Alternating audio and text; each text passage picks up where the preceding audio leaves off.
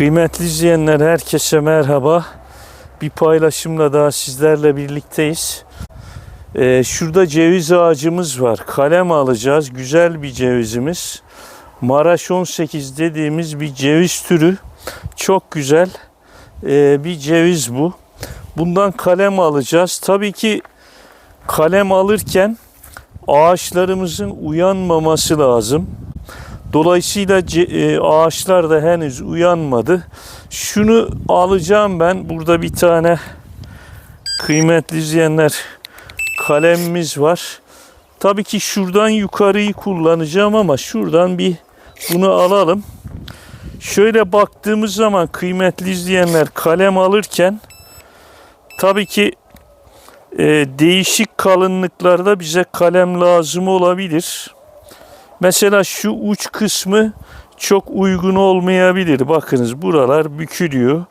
Esas yani buradan bir tane şu alanı kullanabiliriz. Tabi bunun da düz olmasına dikkat etmek lazım. Gerçi şurası düz gibi, şurasını yontaraktan tabii ki kullanabiliriz. Şurada da hafiften bir eğrilik var. Ama bu çok önemli değil. Yani kalem alırken kalem aldığımız ağacımızın uyanmamış olması gerekiyor. Bir de şu çok bükülen yeri kullanmamak lazım. Evet, bu bir tane kalemimiz. Bir de şunu alacağım kıymetli izleyenler. Evet. Yine bu da buna benzer bir kalemimiz. Yine bunun da uç kısmını kullanmayabiliriz. Gerçi bu biraz sert duruyor. Sıkışırsak yani aşı yapacağımız ağacın kalınlığına göre de buradan kalem seçelim. Bir tane daha alacağım kıymetli izleyenler buradan.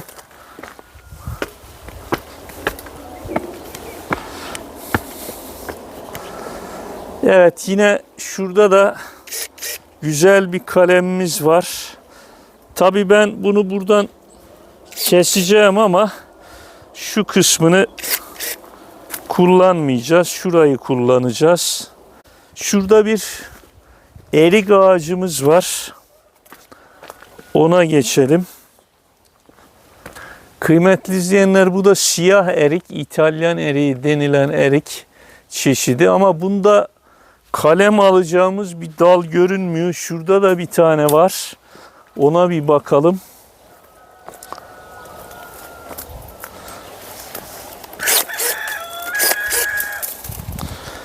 Evet, şurada kıymetli izleyenler obur dallarımız var. Mecbur bunu kullanacağız. Çünkü üst dallarda bakalım şey yok. Şurada da bir tane dalımız var. Evet.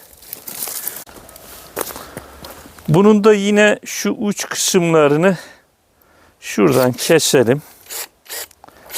Yani bunlar, evet, şuraları bir alalım. Neyse, şuradan kesildi.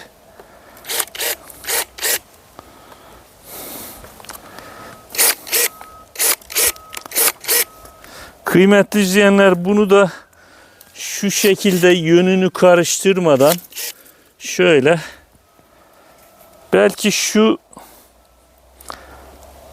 kısımda kullanılmayabilir. Şurayı da alabiliriz şöyle. Evet, şunu da şöyle yapalım. Şu da olmayabilir. Çok ince çünkü. Gene koyalım. Şunu da alalım. Şurada bir tane dalımız var. Evet, buradan da bir tane kalem olabilir. Evet. Şimdi bu da bu şekilde kıymetli izleyenler. Şimdi kalemlerimizi, tabii şunlardan 2 kalem çıkabilir. Şu uç kısımları olmayabilir. Az önce bakmıştık. Daha esnek duruyor. Şöyle ben bir gene keseyim. Tabii o zaman duruma göre kullanır mıyız bilmiyorum. Bunları şöyle koyalım. Yine şuradan da 2 tane kalem çıkabilir. Kaç? Evet, şunu da Gerçi bundan da bir tane çıkaralım. Şu olsun. Evet, şurada kıymetli izleyenler erik kalemlerimiz var. Evet, şunlar da badem. Tabi bademler açmaya başlamış. Geç kalmışız kıymetli izleyenler. Bunları da şöyle keseceğim.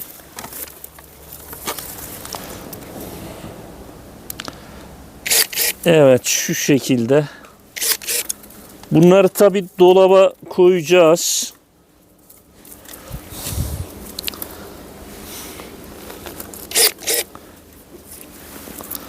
Şunun şu kısmı çok eğriymiş. Burayı şöyle kesebiliriz. Şu kısım kullanılabilir. Yine şu kısım da atılabilir. Bunu da koyalım şu şekilde. Evet, yine şu uç kısmını atıyoruz. Şuradan bir kalem. Şu gözlerde açılır mı bilmiyorum. Kalem olur mu? Bunu da koyalım. Evet, şu da fazla kalın ama şu uç kısmı olabilir. Şunu da şöyle ikiye kesip koyabiliriz. Şimdi tabii ki şunlar ceviz. Şunlar erik. Evet, şunlar da kıymetli izleyenler ceviz Maraş 18. Evet, bunlar da komşudan almıştım. Kalemlerimiz badem, güzel badem diye aldık. Tabii ki kıymetli izleyenler aşıları biz ağaçlar uyandığı zaman yapıyoruz. Şu anda ağaçlar henüz daha uyanmadı. Aslında kalemi almakta geç kaldık. Şöyle ben bunu sarayım. Tabii poşete koyacağız da. Bir de bu paketleme işini, yani biz tabii ki çok aşı yapmıyoruz.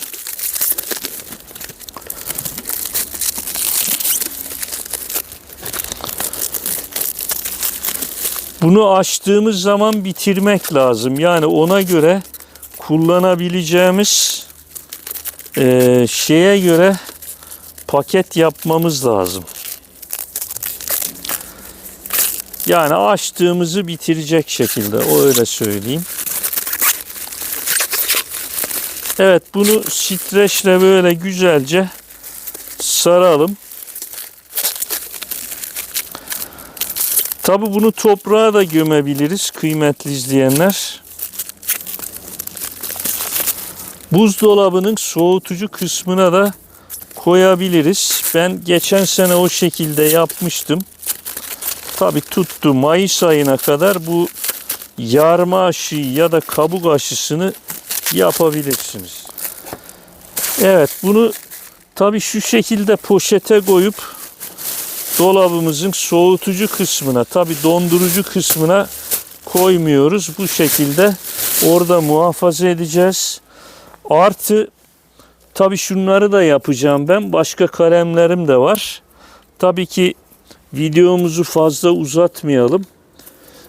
Bu şekilde paketledikten sonra küçük parçalar halinde, bir de şu yönlerine dikkat edelim. Gerçi aşı yaparken de bakarız ama bunlara da dikkat edelim. Bayağı bir kalem aldım. Tabii ki şunlar çok kalın. Şunlar belki kullanmayabilirim ama 2 tane büyük cevizim var. Onlar için saklayacağım. Tabi bunları boy boy, kalınlı inceli saklamak lazım. Çünkü paketi açtığımız zaman değişik ebatlarda bizim kalemlere ihtiyacımız olacak. Bayağı bir kalemimiz var. Şunu ifade etmek istiyorum kıymetli izleyenler. Bunlar 1 yıllık sürgün. Kalem alırken 1 yıllık sürgün olmasına dikkat etmemiz lazım. Bunlar Maraş 18 dediğimiz ceviz. Şimdi bir kısmını strece sarmıştım. Bunları da şöyle ıslat bezler var. Kıymetli izleyenler, ona ben saracağım. Şöyle. Tabi yine poşete koyacağım. Bir de bunları kıymetli izleyenler, ince taraf şu taraf. Yani bunları şöyle koyarken de buzdolabının soğutucu kısmına şu şekilde, yani uç kısmı aşağı gelecek şekilde konuluyormuş. Onu da öğrendim ama mantığını bilmiyorum. Şöyle bir saralım bunu. Evet, şöyle. Tabii önemli olan bunun nemli kalması. Tabii streçe de sarılabilir. Evet. Bu şekilde bunu bir koyalım. Evet, hava almaz zaten. Bunu bu şekilde toprağa da gömebiliriz. Dediğim gibi 1 yıllık sürgünlerden alıyoruz. Düzgün olmasına dikkat ediyoruz. Ağacımızın kalınlığına göre de bizim kalemlere ihtiyacımız olacak. Mayıs ayına kadar aşılarımızı yapabiliriz. Bugünkü paylaşımımız da bu kadar. Bir sonraki paylaşımda görüşmek üzere. Hoşça kalın.